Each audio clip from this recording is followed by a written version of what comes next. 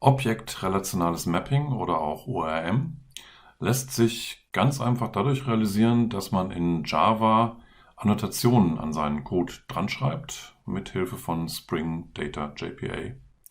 Und wie das geht, das kommt jetzt. Was wir letztlich haben wollen, ist sowas wie hier. Wir haben eine Klasse, die ein Geschäftsobjekt repräsentiert, eine Entity, wenn man so will. Und wir wollen, dass diese Entity persistent gespeichert wird. Im letzten Video habe ich davon gesprochen, wie objektrelationales Mapping konzeptionell funktioniert. Jetzt wird es darum gehen, wie machen wir das ganz konkret. Was wir erreichen wollen ist, wir wollen diese Klasse Auto oder Car in der Datenbank persistieren. An bestimmte Stellen der Klasse schreiben wir sogenannte Annotationen. Die sind in Java daran zu erkennen, dass sie mit einem Add-Zeichen anfangen.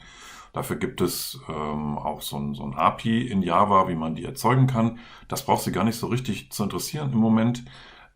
Es gibt eine Anzahl von solchen Annotationen, die durch Spring bereitgestellt werden, und diese Annotationen können Sie verwenden. Wie kann jetzt so eine einfache Annotation, so ein Tag dazu führen, dass diese Klasse Car dann in der relationalen Datenbank gespeichert wird? Das ist ein relativ vielschichtiges Vorgehen im wahrsten Sinne des Wortes. In der ersten Schicht haben wir die JPA-Spezifikation. JPA steht für Java Persistence API, also Java Persistenzschnittstelle.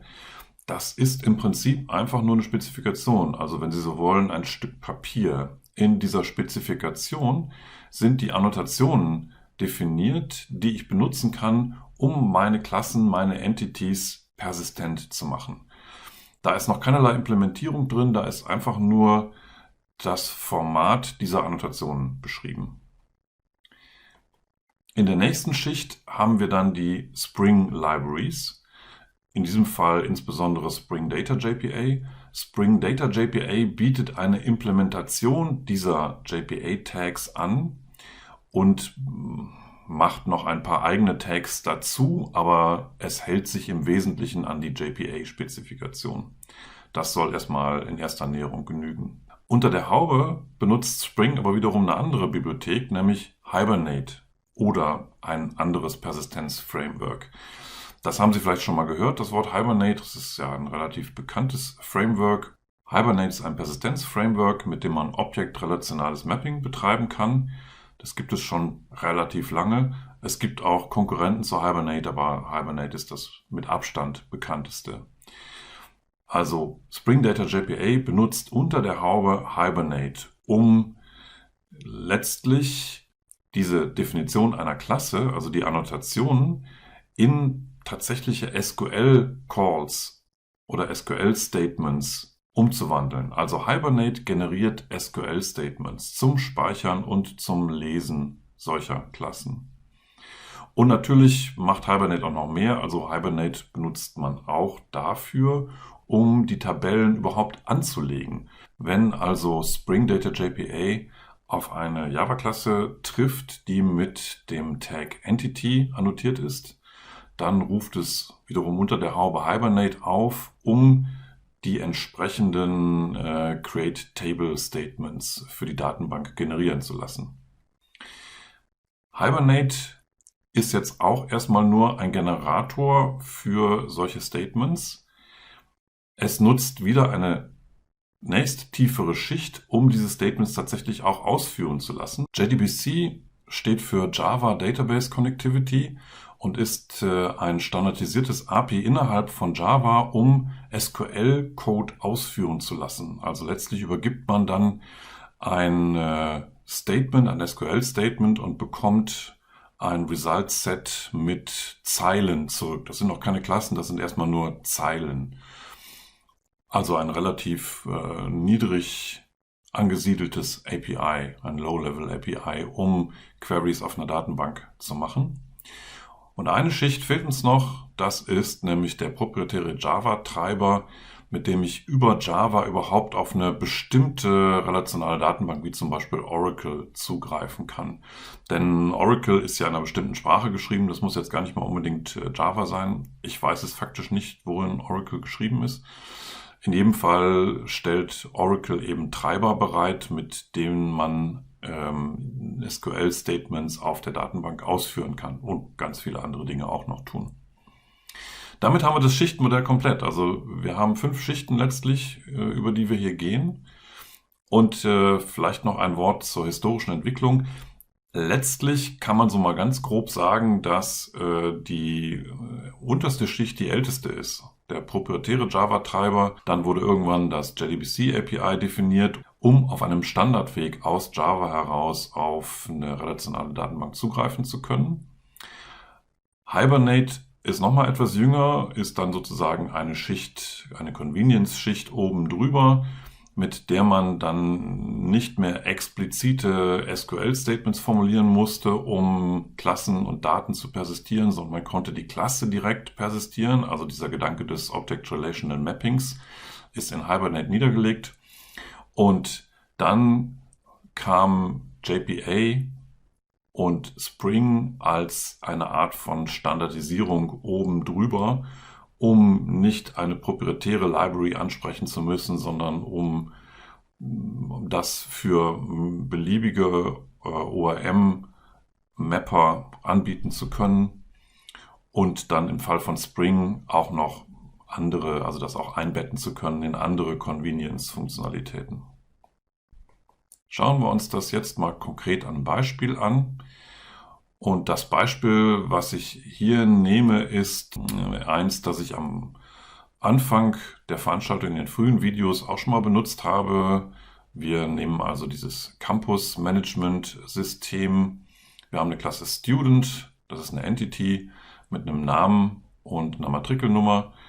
Wir nehmen an, dass der Student eine Adresse hat, an der er wohnt, und dass der Student eingeschrieben ist in einem Study Program, also in einem Studiengang. Der Studiengang hat primär mal einen Namen und der Student kann Mitglied sein in mehreren Study Groups, also Lerngruppen, die einfach auch mal einen Namen haben.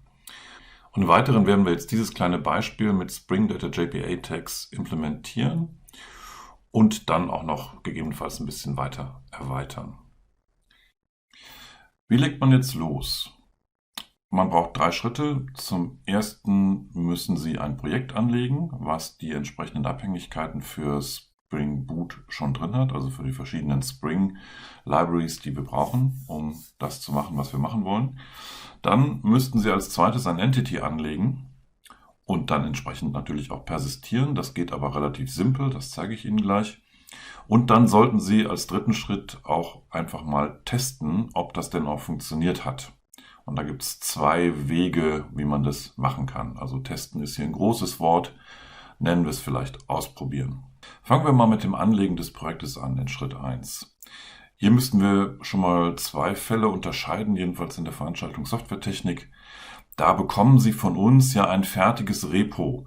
Das heißt, da müssen Sie jetzt gar nicht selber ein Projekt anlegen, sondern Sie klonen sich einfach das Repo, was Sie von uns bekommen haben. Da sind die Spring-Abhängigkeiten schon alle drin. Das ist also der zweite Fall. Das zeige ich Ihnen auch gleich mal, dass ich Ihnen die Struktur noch mal kurz vorstelle. Und wir schauen jetzt aber mal auf den ersten Fall. Also wenn Sie jetzt nicht von uns ein Repo bekommen, wie würden Sie beginnen, um sich einfach mal ein Spring-Projekt anzulegen? Das macht man am leichtesten mit dem Spring Initializer. Das ist so ein kleiner Wizard, den Spring bereitstellt, um genau die richtigen Abhängigkeiten in das Projekt rein zu generieren. Es gibt 2 Wege, wie man das machen kann. Wenn man mit IntelliJ arbeitet, dann kann man den eingebauten Wizard benutzen, den IntelliJ bereitstellt. Und das spielen wir mal durch. Wenn ich IntelliJ neu starte, dann klicke ich auf New Project. Dann zeigt mir IntelliJ eine Anzahl von möglichen Projektarten.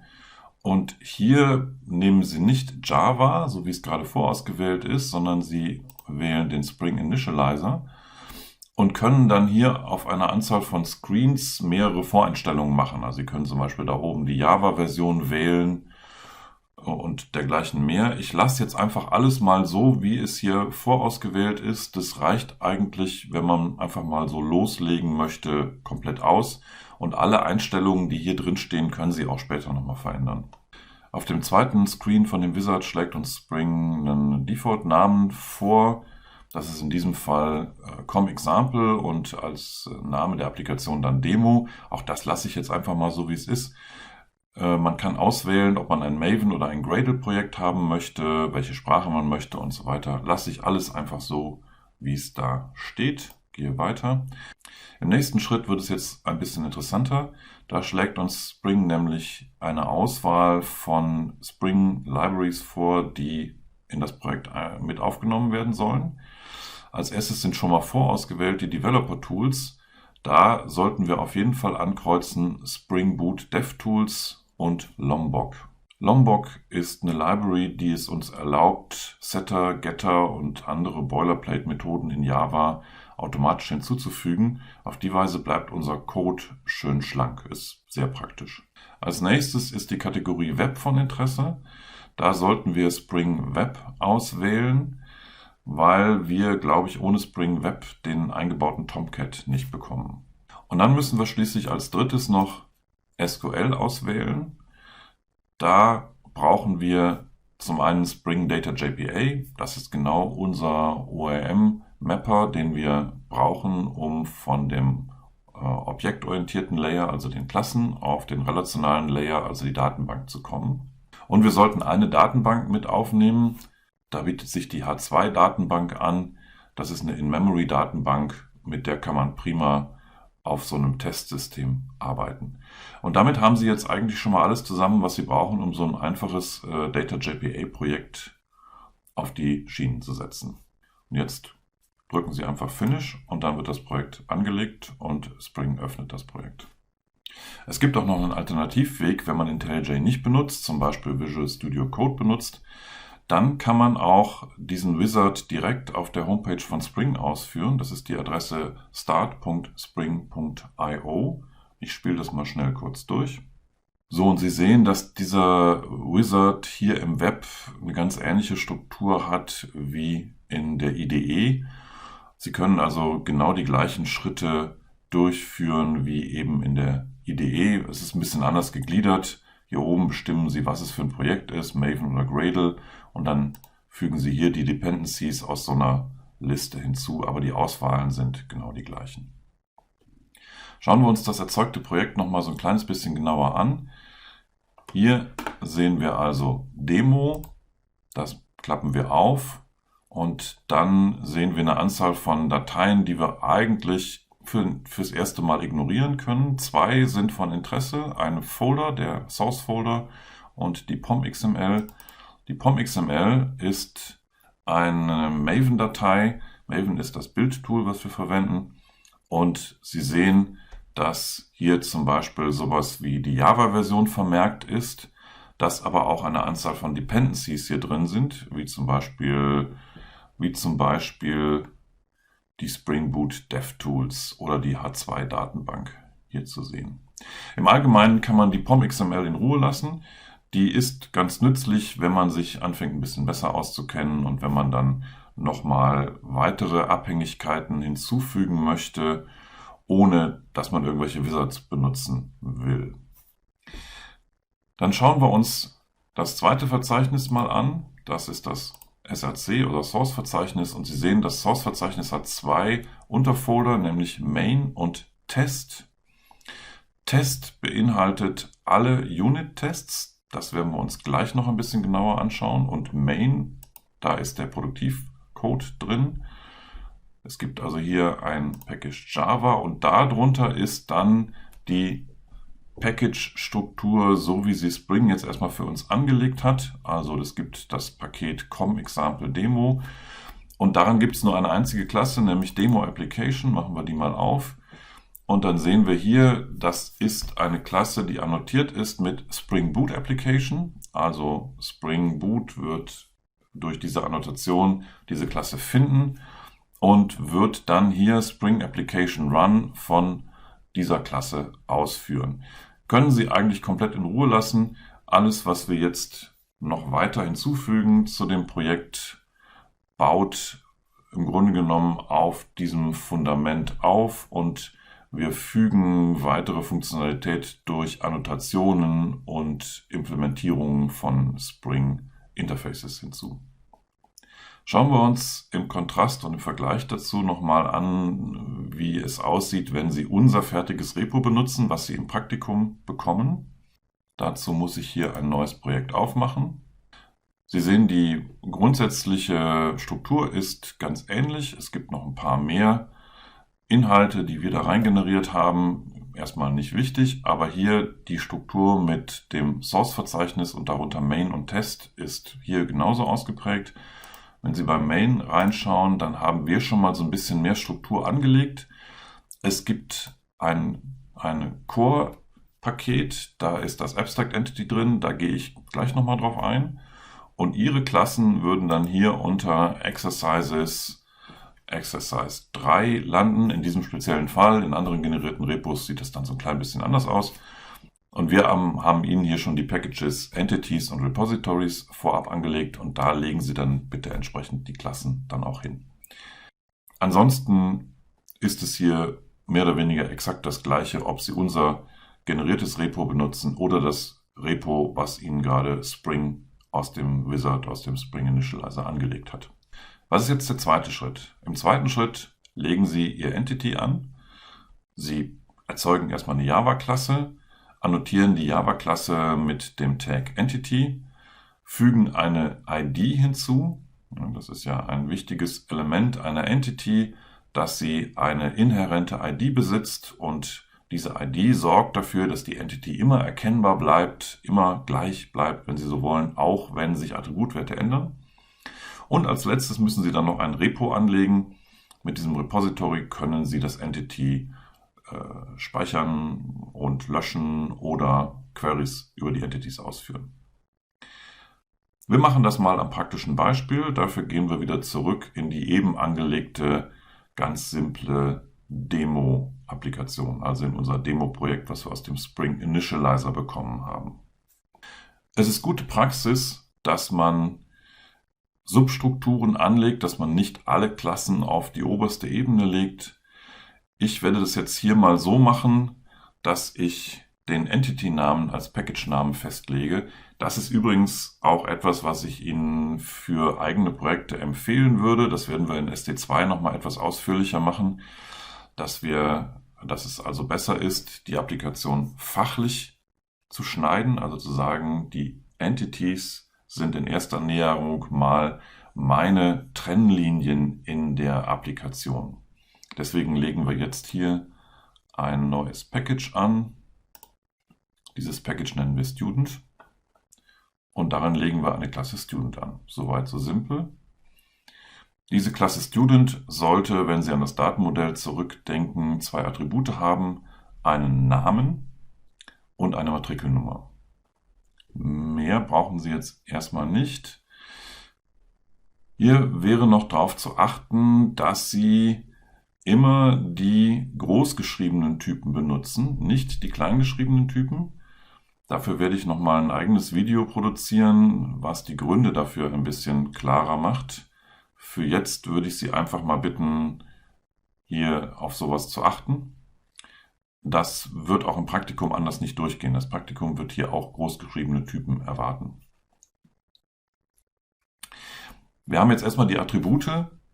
Eigentlich brauchen wir jetzt noch Getter und Setter, sonst können wir nicht viel mit denen tun. Dafür können wir unsere Lombok Library benutzen.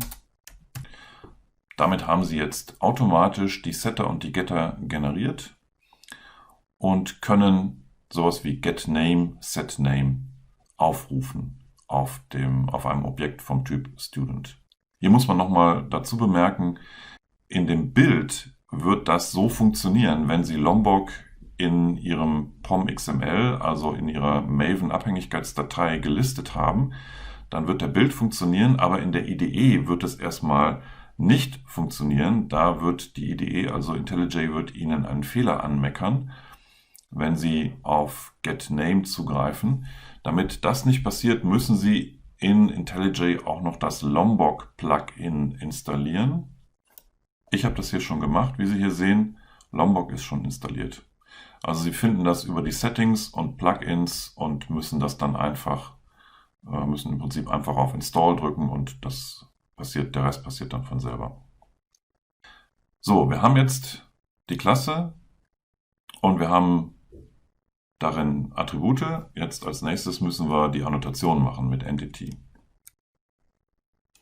So einfach ist das. Man schreibt einfach add Entity dran. Und wenn man vorher entsprechend das Projekt mit den Abhängigkeiten aus Spring Data JPA angelegt hat, dann weiß er auch direkt, was das für ein Entity ist und fragt nicht noch nach, welche Klasse gemeint ist. Wir müssen weiterhin noch eine ID bereitstellen. Ich habe jetzt hier mal eine Long-ID benutzt. Auch dazu sage ich gleich nochmal was, welche Typen für IDs am besten geeignet sind. Wenn Sie googeln danach, wie man Spring Data JPA benutzt, dann werden Sie in der Regel auf den ID-Typ Long treffen. Das ist das, was in den Beispielen in der Regel vorkommt. Wir machen das deswegen erstmal so. Das müssen Sie annotieren mit ID, damit Spring weiß, dass das das Attribut ist, was die Identity der Entity regelt. Jetzt haben wir die ID festgelegt, aber wir müssen auch noch einen Wert dafür haben. Und es bietet sich im Allgemeinen nicht an, diesen Wert für eine Unique-ID selber zu vergeben. Das lässt man besser automatisch machen und eine elegante Möglichkeit ist es, dafür so einen Datenbank-Counter zu benutzen. Und mit dieser Annotation sorge ich dafür, dass er genau das tut. Er holt sich aus der Datenbank, die verwendet wird, einen Counter, zählt den für die entsprechende Klasse hoch und zieht daraus dann den entsprechenden Wert für die ID. Schauen wir nochmal auf unsere Liste. Die ersten 3 Sachen sind abgearbeitet. Jetzt müssen wir noch das Repository anlegen. Das Repository ist ein Interface, was von der Konvention her immer aus dem Namen des Entities und dem Suffix Repository zusammengesetzt sein sollte. Hier brauchen Sie keine Annotation. Sie müssen aber das Repository ableiten von einem Spring-Interface. Und zwar ist es CRUD Repository. CRUD Repository ist ein getyptes Interface. Dafür müssen Sie jetzt noch den Entity-Namen und den Typ der ID mitgeben. Und damit haben Sie das Repository schon deklariert. Mehr müssen Sie in erster Näherung nicht machen. Wenn Sie das anlegen, dieses leere Interface, dann generiert Ihnen Spring automatisch die Basismethoden, die Sie im Repository brauchen. Basismethoden, das wäre sowas wie Save, Delete, Delete All, Find by ID und dergleichen mehr. Nur wenn Sie besondere Queries machen möchten, müssen Sie hier nochmal Methoden anlegen. Das werde ich Ihnen auch noch zeigen im Verlauf der Videos. Damit haben Sie jetzt den Schritt 2 fertig. Jetzt haben Sie Ihr erstes Entity gemacht. Mehr brauchen Sie jetzt im Moment erstmal nicht. Jetzt müssen Sie aber nochmal gucken, ob das auch funktioniert, was Sie da gemacht haben. Und der schnellste Weg, das zu machen, ist, Sie legen sich so ein bisschen Sample Data an und nehmen die H2-Konsole, das ist so ein Webinterface, was diese In-Memory H2-Datenbank abfragt. Und dann schauen Sie auch mal, das hat den Nebeneffekt, dass Sie auch mal schauen können, wie denn die generierten Tabellen aussehen. Das macht Spring ja per Magic für Sie und das ist ja vielleicht auch mal ganz interessant, was dabei rauskommt. Wie mache ich das jetzt? Ich mache mir jetzt eine Klasse Student Sample Data, wo ich mal einen Studenten testweise anlege. Diese Klasse annotiere ich mit dem Wort Component. Das hilft mir gleich, wenn ich diese Klasse automatisch von Spring instanzieren lassen möchte. Damit ich das machen kann, muss ich ein Student Repository haben. Und dieses Student Repository, das instanziere ich nicht selbst, sondern das lasse ich Spring instanzieren, weil sonst weiß ich ja nicht, dass ich die Klasse habe, die Spring mit seiner Magic dafür tatsächlich im Hintergrund bereitstellt, weil unser Repo ist ja nur ein Interface. Also die Klasse dahinter, die wird von Spring bereitgestellt. Und dieses Instanzieren lassen, das mache ich dadurch, dass ich AutoWired drüber schreibe. Und jetzt mache ich einfach eine Methode, die mir einen Studenten anlegt.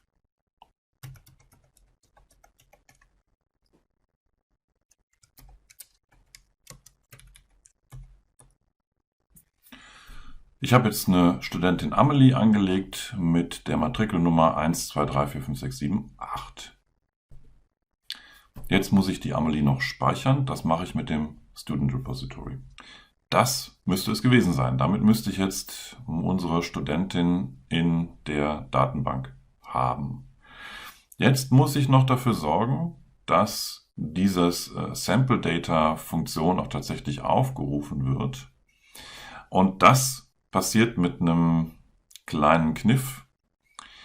Ich mache mir noch eine weitere Component, eine Spring Component, also eine von Spring gemanagte Klasse. Und in dieser Component implementiere ich einen Listener auf das Hochfahren der Spring-Applikationen. Also ich nenne die Klasse hier Run Sample Data Creation. Ja, das kann man, glaube ich, so nicht wissen. Das muss man dann googeln oder Sie glauben es mir, dass man genau dieses Interface implementieren muss. Also der Context Refresh Event ist genau das, was wir hier brauchen. Der wird geworfen von Spring, wenn die Anwendung hochfährt, und dadurch wird sichergestellt, dass beim Hochfahren der Applikation auch dieser Listener ausgeführt wird. Er zeigt jetzt einen Fehler an. Das liegt daran, dass ich ihm gesagt habe, er soll dieses Listener-Interface implementieren. Ich habe die Methode aber noch nicht angelegt. Wenn ich darüber hovere, dann bietet mir IntelliJ an, genau diese Methode anzulegen. Sehr komfortabel. Also die Methode, die ich ja implementieren muss, heißt onApplicationEvent. Und hier würde ich dann einfach entsprechend die Sample-Data-Methode mit unseren Studenten-Sample-Daten aufrufen. Auch hier muss ich wieder dafür sorgen, dass ich diese Klasse überhaupt erst habe. Und jetzt habe ich eigentlich alles zusammen, um tatsächlich meine Applikation hochfahren zu können. Und wie Sie sehen, haben Sie hier oben eine Möglichkeit, um diese Applikation laufen zu lassen. IntelliJ liest das aus den Konfigurationsdaten raus und bietet uns an, die Applikation laufen zu lassen. Klicken wir einfach mal drauf. Und was jetzt hinter den Kulissen passiert, er macht ein Bild. Wenn wir irgendwelche Fehler haben, dann sehen wir das jetzt, soweit uns die IDE die nicht direkt angezeigt hat. Und wenn der Bild erfolgreich durchgelaufen ist, dann fährt der eingebaute Tomcat hoch und wir können das Webinterface aufrufen, was uns den Zugang zur H2-Datenbank liefert. Das hat funktioniert. Hier unten sieht man Started Demo Application in 8 sowieso Sekunden. Gehe ich mal zu meiner H2-Konsole. Also ich kriege auf jeden Fall schon mal eine Antwort. Das heißt, der Server läuft und horcht auf Port 8080. Teste ich mal die Connections. Aber er findet meine Connection nicht. Und das liegt erstmal daran, dass man die Application Properties noch setzen muss. Also zumindest war das jetzt bei mir so. Ich weiß nicht, ob das in anderen Fällen anders ist, dass er die automatisch setzt. Ich zeige Ihnen mal, wo Sie das Problem fixen können. Sie gehen wieder zurück in Ihre Anwendung und schauen hier in dem Hauptzweig unter Ressourcen nach. Da haben Sie die Klasse Application Properties. Das ist eine Klasse, die gelesen wird beim Hochfahren und wo Sie Konfigurationsparameter reinschreiben können, die zum Beispiel von der Datenbank benötigt werden. Und das habe ich mir jetzt von woanders her kopiert. Und jetzt muss ich allerdings den Server nochmal neu hochstarten. Das kann ich machen, indem ich hier auf Rerun drücke. Und jetzt sehen wir hier, dass wir hier eine Tabelle Student haben. Und wenn ich die mal laufen lasse, dann sehe ich, ich habe die Amelie. Das hat also funktioniert, genauso wie wir uns das erwartet haben. Auf Dauer, wenn Ihre Anwendung komplexer wird, ist das ein bisschen unkomfortabel. Dass Sie immer die Applikation hochfahren und dann von Hand gucken, ist dann alles so, wie Sie sich vorstellen, dass es sein sollte. Und wenn man das nicht immer wieder neu machen will, dann bietet es sich an, über Unit-Tests zu gehen. Das wäre also die zweite Möglichkeit, um auszuprobieren, Oder professioneller gesprochen, um zu testen, ob das, was man denn hier programmiert hat, auch dem entspricht, was man eigentlich haben wollte. Und das zeige ich Ihnen jetzt auch nochmal schnell, wie Sie selber einen Unit-Test anlegen können. Auch da gibt es in dem Repo, was Sie von uns bekommen haben, schon vorangelegte Unit-Tests. Also da können Sie auch mal nachschauen, wie wir das gelöst haben. Aber ich wollte es Ihnen ja hier mal so einmal sozusagen from scratch zeigen, wie Sie selber so eine Applikation aufbauen. Dazu müssen wir den Main-Zweig zumachen und gehen mal in den Test-Zweig. Und da hat Spring bzw. der Wizard für uns netterweise schon mal eine Testklasse angelegt. Die Klasse ist annotiert mit Spring Boot Test. Mehr müssen Sie nicht machen, damit ist klar, dass es eine Testklasse ist. Und jeden einzelnen Test müssen Sie mit Test annotieren. Eigentlich auch sehr simpel. Es ist gute Praxis, dass Sie Tests sprechend benennen. Wir nehmen mal einfach an, dass wir unsere Studentin Amelie per Finder-Methode aus der Datenbank rausziehen und dann prüfen, ob sie auch die Matrikelnummer hat, die wir erwarten würden. Und damit wir diesen Test vernünftig ausführen können, brauchen wir zwei Sachen. Wir brauchen zum einen unser Repo, weil sonst können wir nicht wirklich testen, wie wir eine Studentin, einen Studenten wieder aus der Datenbank rausziehen können. Und wir brauchen auch die von uns schon angelegten Sample-Daten. Und das machen wir auf verschiedene Wege. Das Repo holen wir uns wieder per AutoWired. Damit haben wir das Repo. Und wie kriegen wir jetzt sichergestellt, dass zu Beginn eines Tests unsere Daten in der Datenbank sind, die wir als Sample-Daten vorhalten? Dafür gibt es in den JUnit-Tests die Möglichkeit, eine Before-Each und eine After-Each-Methode zu deklarieren. Damit haben wir jetzt eine Methode, wo wir die Daten anlegen können. Wir haben sie noch nicht mit Inhalt gefüllt, das machen wir gleich, aber sie ist schon mal da. Und genauso machen wir das jetzt mit dem Aufräumen hinterher. Weil wenn wir mehrere Tests hintereinander ausführen, dann wollen wir ja bei jeder Testmethode immer mit so einem freien Tisch beginnen. Also wir wollen nicht, dass noch irgendwie übrig gebliebene Testdaten vom letzten Test noch in der Datenbank drin sind. Das verfälscht uns ja unser Testergebnis. Also machen wir die Methode, wir bauen alles, was wir haben wollen, einfach zu Beginn des Testes, also zu Beginn jeder einzelnen Testmethode auf. Und nach jeder einzelnen Testmethode reißen wir es wieder ab und haben wieder eine leere Datenbank. Das ist natürlich nicht besonders effizient, aber effizient brauchen wir hier auch nicht zu sein. Wir haben eine In-Memory-Datenbank, das interessiert niemanden. Setup-Data, da müssen wir nichts anderes machen, als unsere Sample-Daten aufrufen. Und die müssen wir jetzt natürlich auch über AutoWired erstmal reinholen. Damit habe ich vor jeder einzelnen Testmethode immer die Studenten angelegt. Im Moment habe ich ja nur Amelie drin, aber das könnte ich ja noch ein bisschen ausbauen, wenn ich dann will. Und was mache ich, um die Datenbank wieder leer zu kriegen hinterher? Ich nehme mir das Student Repository und sage Delete All. Damit habe ich alles wieder gelöscht und fange bei jeder Testmethode immer neu an. Also ich hole mir die Studentin mit der ID 1 aus der Datenbank. Und dann schaue ich mal, ob sie tatsächlich Amelie heißt und ob sie die richtige Matrikelnummer hat. So, Test has student 1 the name Amelie and has correct Matrikelnummer. Ein bisschen sperrig, aber sei es drum. Wenn ich jetzt einen Studenten aus der Datenbank hole, dann tue ich das mit der Methode, also es gibt mehrere Methoden, aber ich tue es jetzt mal mit der Methode Find by ID. Und was er mir hier zurückliefert, ist ein sogenanntes Optional. Was ist dieses Optional? Das Optional ist im Grunde genommen nur ein Wrapper um den Typ Student, um den Fall abzufangen, dass ich unter der ID, die ich hier mitgebe, nichts finde in der Datenbank. Also ein Optional ist entweder leer oder enthält ein konkretes Objekt, was er gefunden hat in der Datenbank. Und damit würde ich jetzt erstmal sagen, assert false. Teste damit mit diesen Assert-Ausdrücken, dass bestimmte Annahmen, die ich getroffen habe, korrekt sind, erfüllt sind.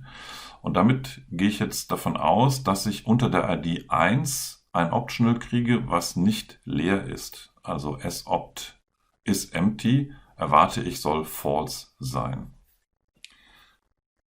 Dann würde ich mir als nächstes mal den Student geben lassen. Jetzt habe ich die Amelie. Und jetzt kann ich testen, ob denn Name und die Matrikelnummer stimmen. Jetzt habe ich zwei Vergleiche noch drin, nämlich ob unsere Amelie auch Amelie heißt und ob die Matrikelnummer stimmt.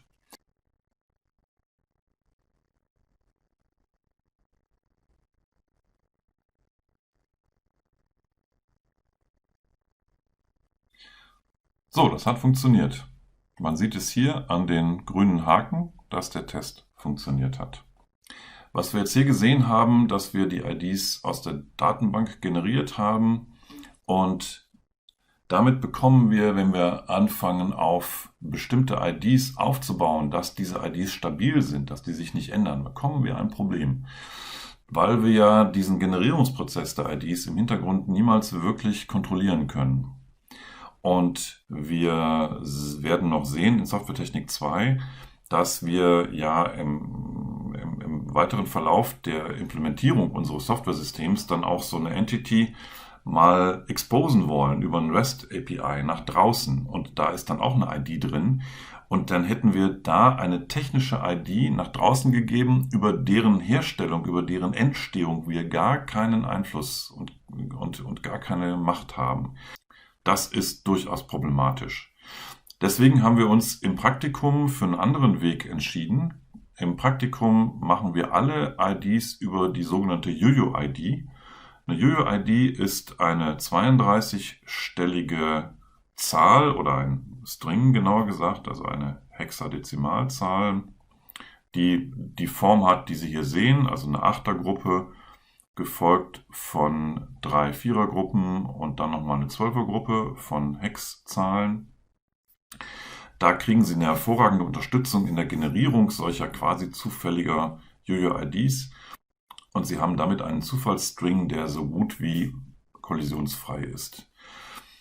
Wenn man da mal nach googelt, dann ist das Risiko, dass hier eine Kollision stattfindet, geringer als das Risiko, dass die Erde von einem Asteroiden getroffen wird.